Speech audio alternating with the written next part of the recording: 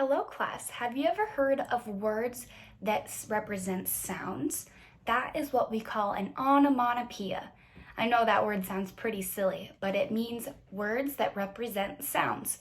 So some great examples of these types of words are how we talk about the sounds that animals make. A cow goes moo, a duck goes quack, and a cat goes meow. So moo, quack, and meow are all onomatopoeias. Do these words sound like actual noises that these animals say? I would say so, yes. Will you say our I can statement with me? I can use onomatopoeias in my writing so the reader can hear, see, and feel what is happening in my story. I will write onomatopoeia on the top of our anchor chart right here for today. Underneath, I will write our definition, and if you remember right, it is words that represent sounds. So will you say it with me? Onomatopoeia, words that represent sounds. So onomatopoeias are very helpful for all of us to add sensory words to our stories. When our readers read our onomatopoeias, they can actually hear the sounds that our characters are hearing in the story. So it really helps them dive into the story. So do you remember reading Listen, Listen by Phyllis Gershader and illustrated by Allison Jade during reading last week? I loved reading this book. And today we are going to use it to learn more about onomatopoeias. As I read, I would like you to think about our guiding questions. They're written up here on the board. How would you write that sound as a word? What words do you hear that sound like noises we hear in real life? What do you hear in your environment that would be good to add to your writing? And how can we edit our writing to add onomatopoeias that bring our writing to life? As I read through our mentor text, Listen, Listen, I'm going to see if I notice any onomatopoeias in the text. I will start reading now. Listen, listen, what's that sound? Insects singing all around. Chirp, chirp, chirr, chirr, buzz, buzz, whir, whir. So I've already found some great examples of onomatopoeias. So today on our anchor chart, I'm going to add some examples for us to refer back to later.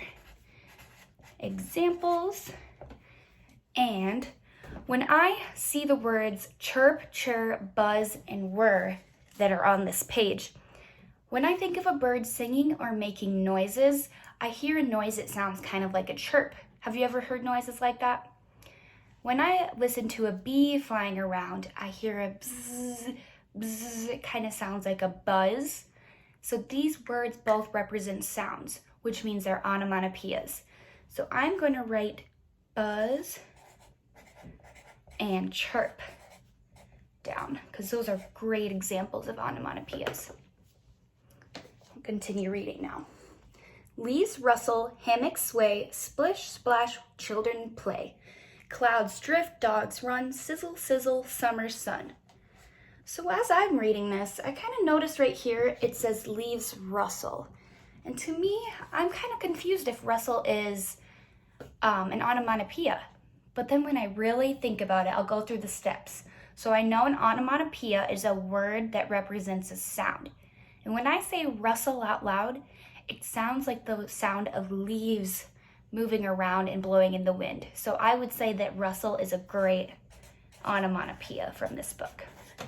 So again, I just wrote that down under our examples. The next page. Listen, listen, summer's gone, goodbye insects, autumn's come. Plop, plop, acorns drop, hurry, scurry, squirrels hop. So one onomatopoeia that I think stands out to myself is plop, plop, acorns drop. So plop, I can really picture the sound of those acorns dropping onto the ground. So I feel like I'm in the story, which is what we want onomatopoeias to do. And then also I really like how the author described how she's talking about acorns dropping, because plop could be a sound to describe many different actions or scenes. So describing it by putting acorns drop after it really lets me know what she's talking about. So now that I've read a couple pages of our mentor text, I would like to add my own sentence to this book. I'm going to pretend that I am making my own writing and adding a page to this book. So, at this part of the book that we're in, it is fall or autumn, however you want to call it. I like to bake cookies during the fall. So first I need to think about the sounds that I would hear. And that is our first step in writing onomatopoeias. So on our anchor chart, I'm going to put a number 1. Number 1, think about the sounds. So that is our first step right there. Think about the sounds. So how would I describe the sounds of making cookies? I am picturing the sounds of the cooking utensils in my kitchen. And I hear, so I will write my example at the bottom of the page before I continue going. So I'll write sentence.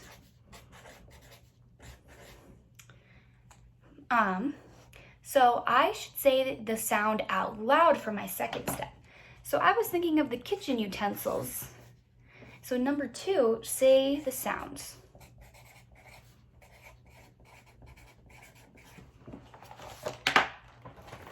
Say the sounds. So what I would say kitchen utensil sounds like a clink or like a crash, something like that. And then I also just had another thought. I could also hear the sound of the cookies when they're being baked and ready to be eaten. So that would be another step 1. Think about the sounds. And how I would describe cookies, eating them, would be something like a crunch. So how would I write these words?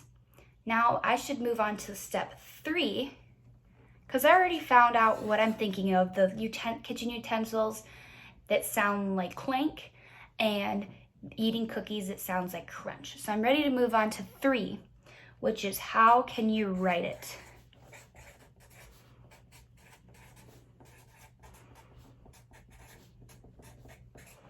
So step 3, how can you write the word?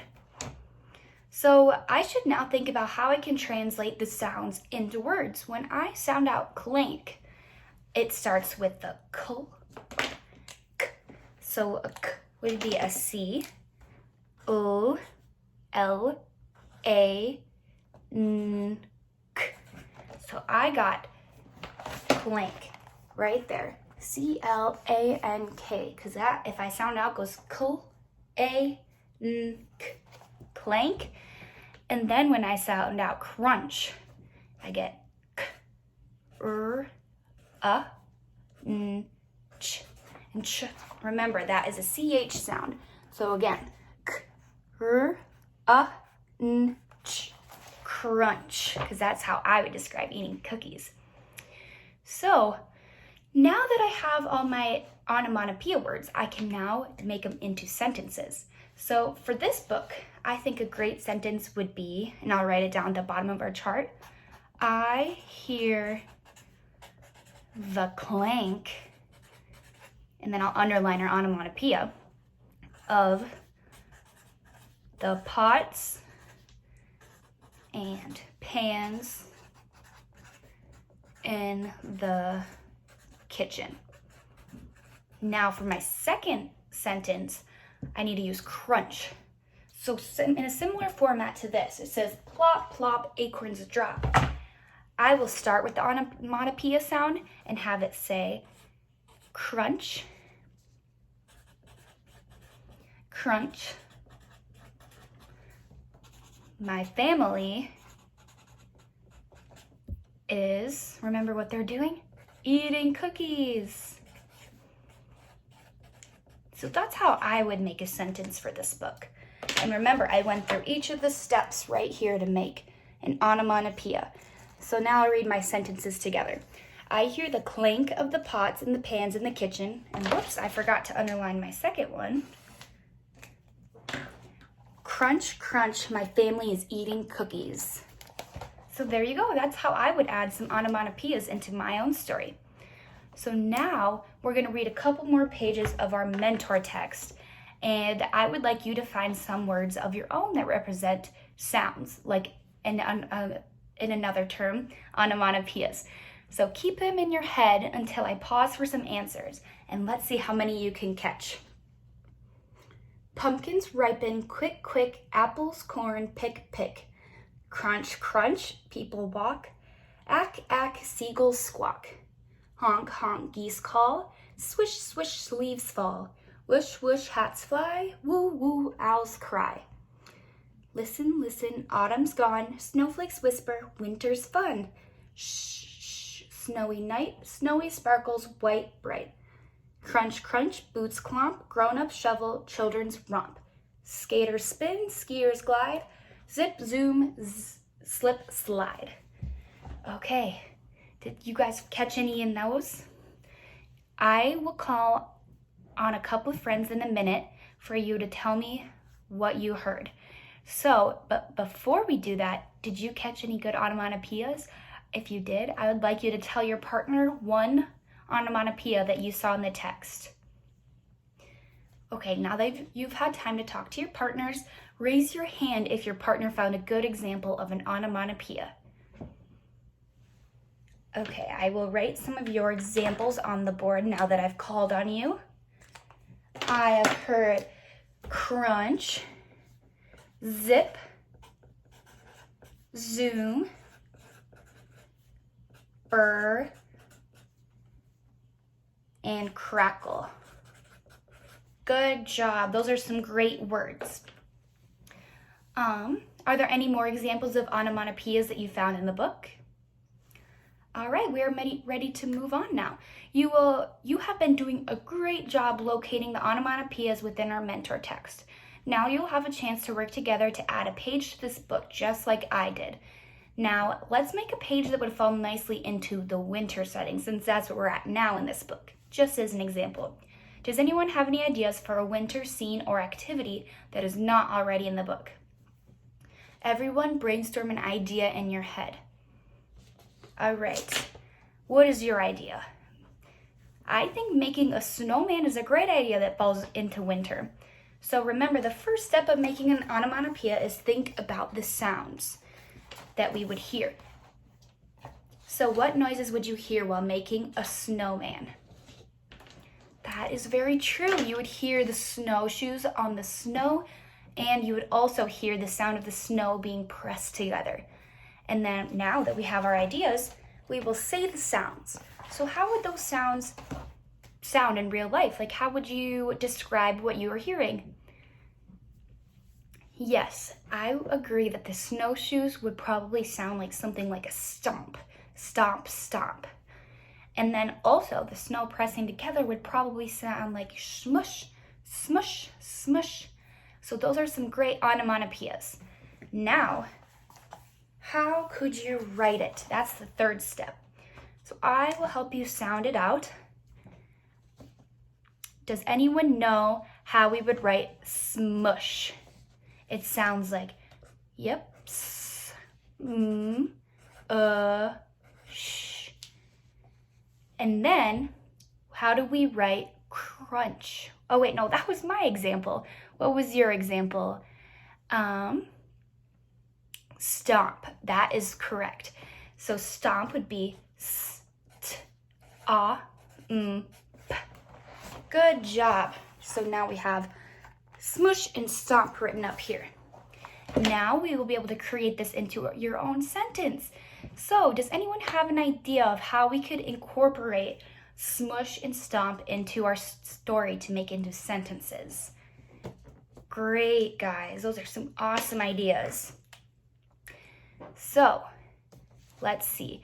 You said the snow smushes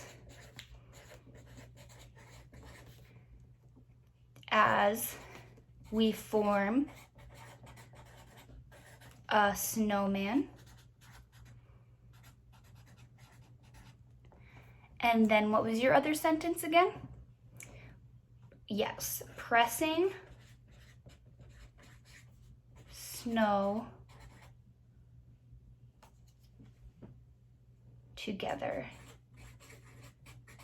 with my boots. Okay, so you guys have done a great job today working with onomatopoeias. Remember that an onomatopoeia is a word that represents a sound. They can be a great way to help your readers really dive into your story and feel like they are there. Hold up your hands to rate how you are feeling with using onomatopoeias on your own. 1 finger means that you need a lot of work, and 5 fingers means that you feel very confident with it. All right, thank you guys. You will now have the chance to write your own onomatopoeias as your own setting. Choose a season to write about similar to this, our mentor text, and then we will think about activities or settings that you may do or see in this season. Then follow the steps from our anchor chart to write your own onomatopoeias. Okay, say our I can statement again with me. I can use onomatopoeias in my writing so the reader can hear, see, and feel what is happening in my story. Remember our guiding questions also as you work on independent work time. How would you write the sound as a word? What words do you hear that sounds like noises that we hear in real life? What do you hear in your environment that would be good to add to your writing? And how can we edit our writing to add onomatopoeias that bring our writing to life? So remember our I can statement, guiding questions, and the anchor chart that we just created together will be posted at the front of the room if you get stuck or need extra help. If you finish your first onomatopoeia sentences, create a new setting to describe or add some onomatopoeias to your previous writings. And remember, the skill can be used in all types of writing, not only today's assignment. So you can play around with some of your old pieces to see if onomatopoeias could be used. So now you are free to go to your desk to begin working in your reader's notebooks, or you could also stay at the rug if you have a question. Good luck!